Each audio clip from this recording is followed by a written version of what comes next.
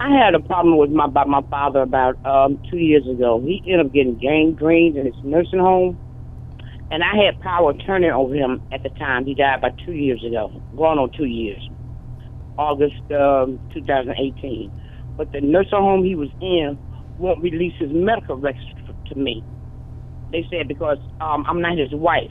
My father left where he was living at over 30 years ago, and I've been taking care of him. I was taking care of him, and everything was in my name. I was the one signed the papers and got him into the nursing home.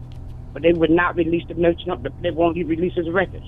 Okay. They're amputating his leg and everything else, and he ended up dying from this. He was 80-some years old. He ended up dying from this. Well, Darquille, have you heard and sat down with the attorney that you went to see?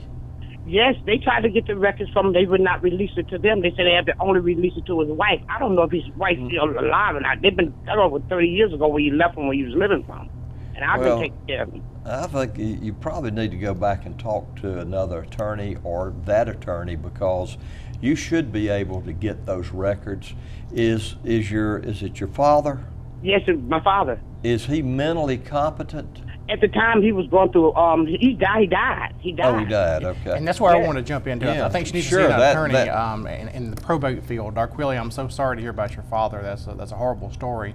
But I think at this point, to unlock those records, you're going to have to become his personal representative of his estate. If you had a will, you need to probate that will and become the executor or become the administrator if he died without a will.